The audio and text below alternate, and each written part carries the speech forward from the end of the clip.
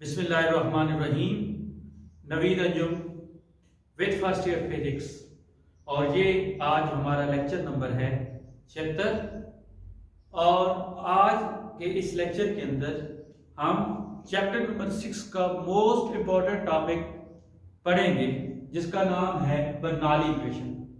अब इस चैप्टर के इंट्रोडक्टरी लेक्चर जो था 71, उसके अंदर आपने ये देखा कि फ्लूइड की स्टडी बहुत मुश्किल है, लेकिन law of conservation of mass और law of conservation of energy जो है उसकी स्टडी आसान कर देते हैं। तो law of conservation of mass जब फ्लूइड के ऊपर अप्लाई करते हैं तो उससे हमें इक्वेशन ऑफ कंटिन्यूटी मिलती है। वो हमने प्रीवियस लेक्चर के अंदर स्टडी की और उसको हमने तफसीलन पढ़ा।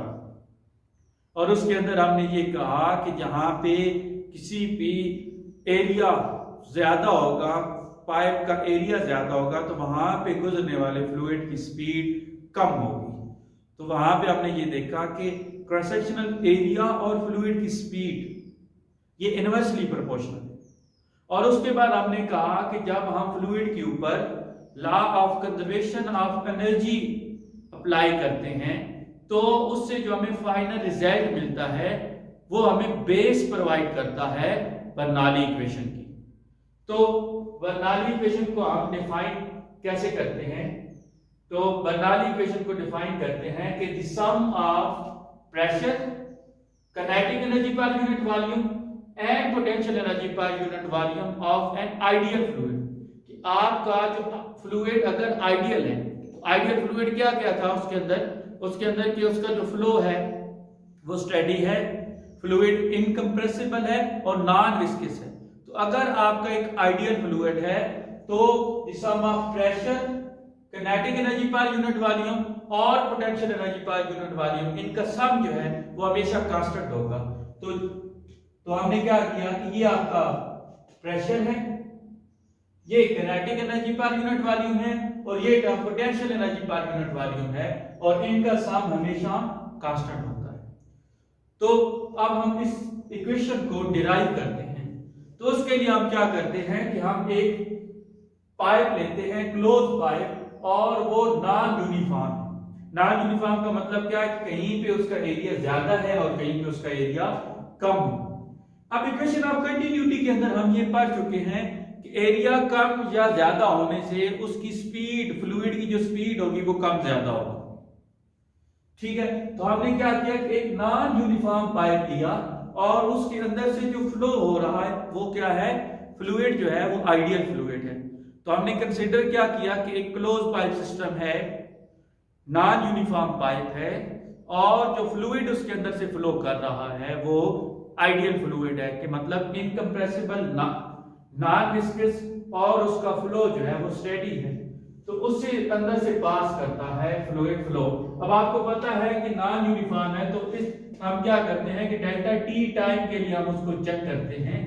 तो हमने डेल्टा टी टाइम को ये टाइम कंसीडर कर लिया, फॉर एग्जांपल 1 सेकंड के लिए हम चेक करते हैं। तो जो अपर पोर्शन है वो डेल्टा x1 डिस्टेंस कवर करता है 1 सेकंड के अंदर, डेल्टा टी टाइम के अंदर। और इस पॉइंट पे उसकी जो वेलोसिटी थी या उसकी जो स्पीड थी उसको मैं v1 कह देता हूं, और इस जगह पे जो क्रॉस सेक्शनल एरिया है वो मैं क्या देता हूं, a है। इसी तरीके से लोअर एंड के ऊपर मैं एक्सपेक्ट करता हूं डेल्टा टी उतने ही टाइम के लिए चेक करता हूं। तो यहां पे वो डेल्टा x2 डिस्टेंस कवर करता है, जबकि यहां पे उसकी जो स्पीड है वो v2 है और एरिया ऑफ क्रॉस सेक्शनल क्या है, a2। ठीक हो गया। और यहां पे ये ग्राउंड से ये h1 डिस्टेंस के ऊपर पड़े हुए हैं और यहां से ये h2 हाइट के ऊपर पड़े हुए हैं। तो ये पोर्शन h1 हाइट के ऊपर है और ये पोर्शन h2 हाइट के ऊपर है फ्रॉम द ग्राउंड। तो ये आपका क्या है, ग्राउंड लेवल है। तो ये आपका ग्राउंड होगा। अच्छा, अब फ्लूइड फ्लो कर रहा है तो इसका मतलब ये हो गया कि उसके अंदर वर्क डन हो रहा है। लाजमी बात है, फ्लूइड अगर फ्लो कर रहा है उसकी स्पीड कम ज्यादा हो रही है तो वो वर्क डन कर रहा है। अब अगर वर्क डन कर रहा है तो उसके ऊपर फोर्स है, और वो फोर्स कौन सी है, वो उसकी प्रेशर वाली फोर्स है। अब आपको पता है कि इसके ऊपर भी एटमॉस्फेरिक प्रेशर है और यहाँ पे भी एटमॉस्फेरिक प्रेशर है। अब फ्लूइड के ऊपर एटमॉस्फेरिक प्रेशर हमेशा परपेंडिकुलर डायरेक्शन में लगता है, तो प्रेशर जो है वो अपर साइड पे इसी तरीके से फ्लूइड को प्रेस कर रहा है, प्रेशर लगा रहा है। तो यहाँ पे जो उसकी प्रेशर है वो हमेशा इनवर्ड है, और यहाँ पे जब वो उधर से फ्लो करता है बाहर की तरफ, तो प्रेशर क्या करता है, प्रेशर हमेशा परपेंडिकुलर डायरेक्शन में होगी। तो यहाँ पे जो प्रेशर की होगी वो हमेशा इनवर्ड होगी, क्योंकि प्रेशर ने उसके ऊपर फोर्स लगानी है। फ्लूइड इधर फ्लो कर रहा है तो प्रेशर ने उसकी परपेंडिकुलर डायरेक्शन में उसे फोर्स लगानी है, और इधर उसकी डायरेक्शन हमेशा इनवर्ड होगी। ठीक है, तो एक ही फोर्स एक्ट कर रही है, और वो कौन सी है, प्रेशर। और प्रेशर हमें पता है किसकी इक्वल है, फोर्स पर यूनिट एरिया। तो इधर से हमारी फोर्स क्या आ जाएगी, P इंटू ए। तो यहाँ पे जो प्रेशर लगा हुआ है वहां पे उसको हम क्या देते हैं P1, जबकि यहाँ पे जो प्रेशर है वो है P2।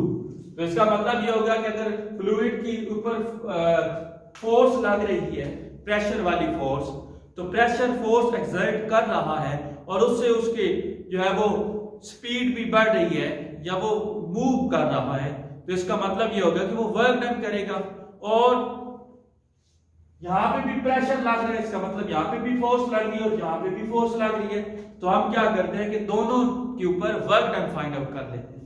तो अब अपर एंड के ऊपर जो वर्क डन है वो W, हमें पता है कि W किसकी इक्वल होता है, W is equal to F D cos of theta. तो अब यहाँ पे हमने कहा कि W1 यहाँ पे जो वर्क है वो इक्वल है F, और डिस्टेंस कितना उसने कवर किया, डेल्टा x1 और cos। अब यहाँ पे हमें देखें कि फ्लूइड भी इस जगह पे, फ्लूइड भी इनवर्ड मूव कर रहा है, ये इस डायरेक्शन में मूव कर रहा है, जबकि प्रेशर वाली फोर्स भी इनवर्ड लग रही है। तो यहाँ पे फोर्स और डिस्प्लेसमेंट की डायरेक्शन सेम है। अब अगर सेम डायरेक्शन है तो उसकी थीटा क्या हो गया, 0 डिग्री। तो इससे आपका F इंटू डेल्टा एक्स। अब हमें पता है कि फोर्स उसको हमने F1 कहा, तो यहाँ पे कितनी फोर्स है, P1 इंटू एरिया क्या है हमारा A1। तो P1 एरिया क्या है आपका A1, और अगर उसकी स्पीड v है और डेल्टा t टाइम है, तो हमें पता है कि s is equal to vt होता है। तो डेल्टा x1 किसकी इक्वल होगा, v1 डेल्टा t के ऊपर। तो डेल्टा x की जगह मैं क्या लिख देता हूं, v1 डेल्टा t। तो हमारा जो टोटल वर्क डन आया अपर साइड के ऊपर वो क्या मिल गया, P1 A1 V1 और डेल्टा t। इसी तरीके से लोअर साइड के अंदर आप देखेंगे तो लोअर एंड के ऊपर हमने देखा तो वर्क डन को मैं कह देता हूं W2, और वो किसकी इक्वल है, F2 डेल्टा x2। अब यहां पे देखिए फ्लूइड की स्पीड बाहर की तरफ फ्लो कर रहा है, जबकि प्रेशर इनवर्ड लग रहा है, तो फोर्स और डिस्प्लेसमेंट की डायरेक्शन अपोजिट। अब अगर अपोजिट डायरेक्शन है तो एंगल हमेशा 180 डिग्री होगा। एक बार फिर सुन लें कि आपका फ्लूइड जो है वो बाहर की तरफ फ्लो कर रहा है, जबकि जो फोर्स उसके ऊपर एक्ट कर रही है वो उसे इनवर्ड एक्ट कर रही है। तो फोर्स इस डायरेक्शन में प्रेशर उसे प्रेस करने की कोशिश कर रहा है, इनवर्ड धकेलने की कोशिश कर रहा है। तो फोर्स प्रेशर की अगर ये डायरेक्शन है तो फोर्स की भी यही डायरेक्शन होगी। तो फोर्स की ये डायरेक्शन फ्लूइड बाहर की तरफ फ्लो कर रहा है, तो F और डेल्टा x के दरमियान एंगल 180 डिग्री। तो F2 डेल्टा x2 cos 180 -1 होता है, तो माइनस F2 डेल्टा x2। अब F2 आपको क्या पता कि F is equal to PA, तो F2 क्या हो गया, P2 A2, और डेल्टा x2 की जगह V2 डेल्टा t। अब इधर भी वर्क हो रहा है, इधर भी वर्क हो, तो हमने total work done find out करते हैं। तो total work done is equal to W2 is equal to W1 plus W2। तो यहाँ पे हमने इसकी वैल्यू लिखी। अब यहाँ पे W1 की वैल्यू ये थी, W2 की वैल्यू ये। अब एक और चीज, यहाँ पे जब डेल्टा x2 यहाँ पे माइनस आ रहा है तो ये भी माइनस, ये भी माइनस। अब नेगेटिव साइन किस वजह से है, किस वजह से है कि आपका जो वर्क डन है वो कौन कर रहा है, फोर्स की वजह से वर्क डन हो रहा है, और वो प्रेशर की जो फोर्स है। तो हम क्या कहते हैं कि नेगेटिव साइन शोज दैट कि work is against the fluid flow. लाजमी बात है, फोर्स किस डायरेक्शन में, जहां इनवर्ड, तो उस फोर्स की वजह से वर्क डन हो रहा है लोअर एंड के अंदर। तो फोर्स किस डायरेक्शन में, इनवर्ड डायरेक्शन में, फ्लूइड की फ्लो इस डायरेक्शन में। तो नेगेटिव साइन क्या शो कर रहा है कि ये जो वाला जो वर्क डन है जो लोअर एंड के ऊपर है वो against the force of fluid flow के अगेंस्ट है। तो नेगेटिव साइन क्या शो कर रहा है कि ये जो नीचे वाला वर्क डन है वो अगेंस्ट है फ्लूइड फ्लो के। तो फ्लूइड तो बाहर की तरफ फ्लो कर रहा है ना, तो ये फोर्स है उसे इनवर्ट धकेलने की कोशिश कर रही है, तो इसी फोर्स की वजह से वर्क डन है। तो ये फोर्स वर्क डन क्या है, against the flow of fluid. तो नेगेटिव साइन की ये टोटल वर्क डन हमने निकाला P1 A1 B1 delta T, और इसी तरीके से W2 हमने ये निकाला। अब इसके बाद हमें ये पता है कि हमें इक्वेशन ऑफ कंटिन्यूटी में हमने देखा कि A1 V1 is equal to A2 V2, और वो हमें पता है किसकी, वो फ्लो रेट की इक्वल था वॉल्यूम पर यूनिट टाइम। ये मैं आपको एक्सप्लेन कर चुका हूं कि ये फ्लो रेट के इक्वल है। तो अब अगर फ्लो रेट की इक्वल है तो हमारे लिए टाइम हमने कितना लिया था, डेल्टा टी, तो मैं डेल्टा टी टाइम लेते। अब डेल्टा टी को सब के साथ मल्टीप्लाई कर देता हूं, तो क्या आ गया, A1 V1 delta T is equal to A2 V2 delta T, जबकि V को मैं क्या लिख सकता हूं, delta T into delta T.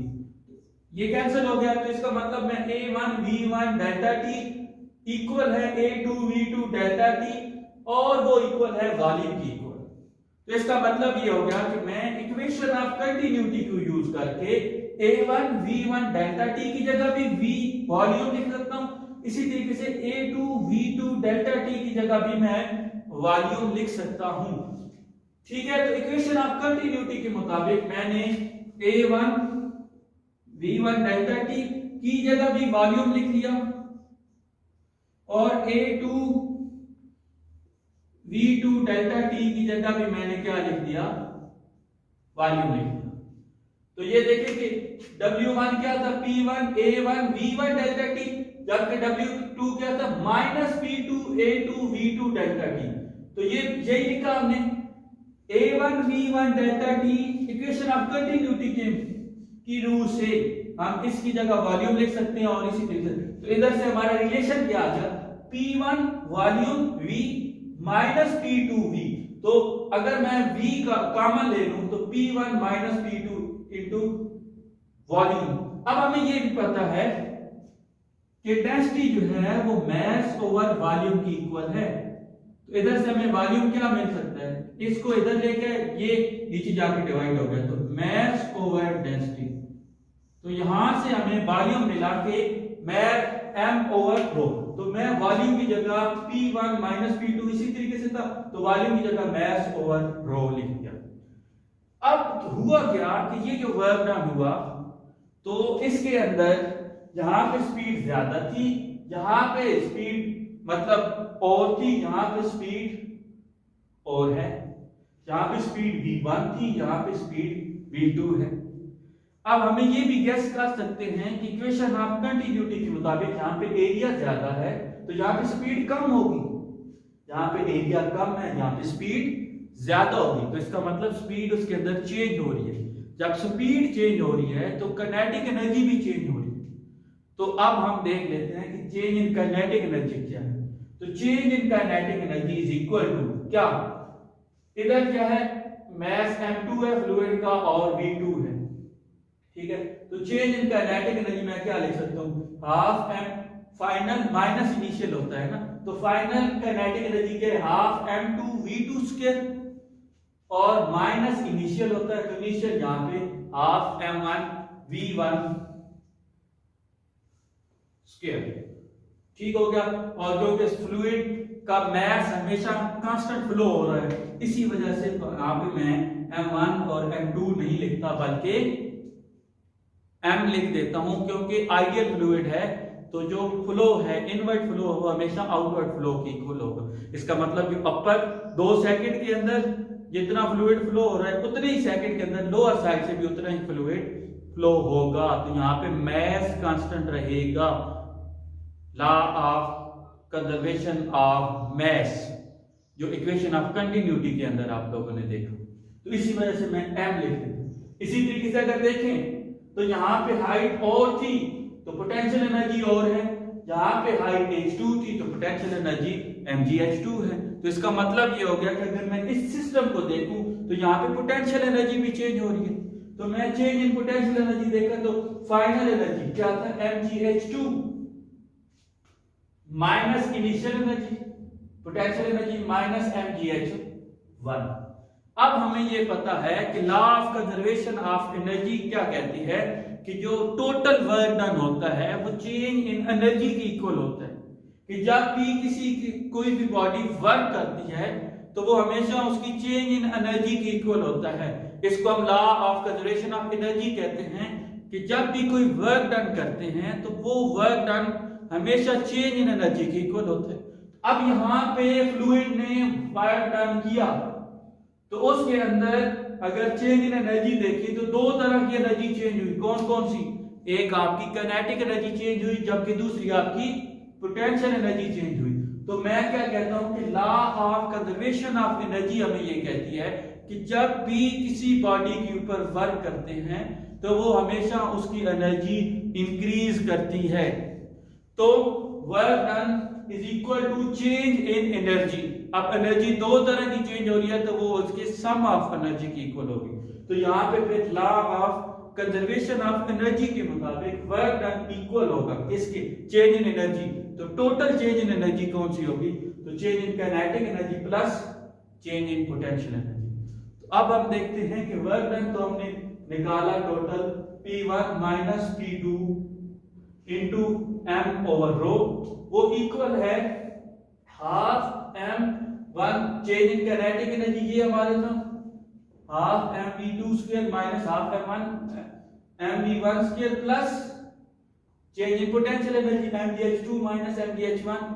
अब मैं इसको देखता हूं, यहां से मैं क्या करता हूं कि राइट साइड के ऊपर हर जगह पे मैस है तो मैस को मैं कॉमन ले लेता हूं, तो वो मैं मैस इसके साथ कैंसिल कर देता हूं। तो मैं मैस कॉमन लिया तो वो इसके साथ मैं कैंसिल कर दिया। अब उसके बाद फिर दूसरा काम क्या करता हूं, दूसरा काम मैं ये करता हूं कि रो जो है वो इसको सब के साथ मल्टीप्लाई कर देता हूं। तो P1 माइनस P2 किसकी इक्वल फिर आ जाएगा, सबके साथ रो मल्टीप्लाई हो जाता है। तो half rho V2 square minus half rho V1 square, इसी तरीके से प्लस रो GH2 माइनस रो GH1। अब मैं क्या करता हूं कि 1 वाली जो सारी वैल्यूज है लेफ्ट साइड पे लेके आता हूं और 2 वाली वैल्यूज राइट साइड पे लेके। तो यहाँ पे P1 था, यहां से माइनस था तो इधर आके प्लस हो गया, ये वाली वैल्यू माइनस थी तो यहाँ पे आके प्लस हो गई। इसी तरीके से P2 यहाँ पे माइनस था तो उधर जाके प्लस, और रो V2 स्क्वायर प्लस का ही था और रो GH2 वो भी प्लस का था। अब यहाँ पे सारी 1 वाली वैल्यूज है, वहां पे सारी 2 वाली वैल्यूज है, तो उसको मैं कैसे जो है वो सबस्क्रिप्ट जो है वो खत्म करके मैं एक ऐसे लिख सकता हूँ कि P plus half rho V square plus rho GH is equal to constant. और ये है आपकी लॉ बर्नौली इक्वेशन जब हमने law of conservation of energy को यूज करके हमने निकाला। अब अगर मैं इसको एमसीक्यूज पॉइंट ऑफ व्यू से देखूं तो इक्वेशन ऑफ कंटिन्यूटी के अंदर से काफी तरह के एमसीक्यूज आ सकते हैं। तो सबसे पहला एमसीक्यूज कि जब हम बर्नौली इक्वेशन बेस्ड ऑन कौन से लॉ के ऊपर बेस कर रही है, तो Bernoulli equation law of conservation of energy के ऊपर बेस कर रही है, एक चीज।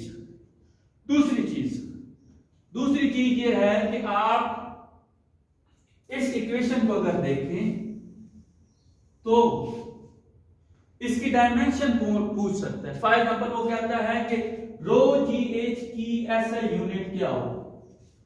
एक बात आप जहन में रखिए कि हमेशा सेम फिजिकल क्वांटिटीज ऐड होती हैं। हमने सेकंड चैप्टर के अंदर शॉर्ट क्वेश्चन पढ़ा कि हम जीरो को नल वेक्टर के अंदर ऐड नहीं कर सकते। तो वहां पे हमने क्या कहा था कि जीरो एक डिफरेंट फिजिकल क्वांटिटी है, नल वेक्टर एक अलग डिफरेंट फिजिकल क्वांटिटी है। तो अब क्योंकि दो डिफरेंट फिजिकल क्वांटिटीज हैं तो उनको हम ऐड नहीं कर सकते। तो यहां पे भी वो ये सेम कंसेप्ट यूज कर रहा है कि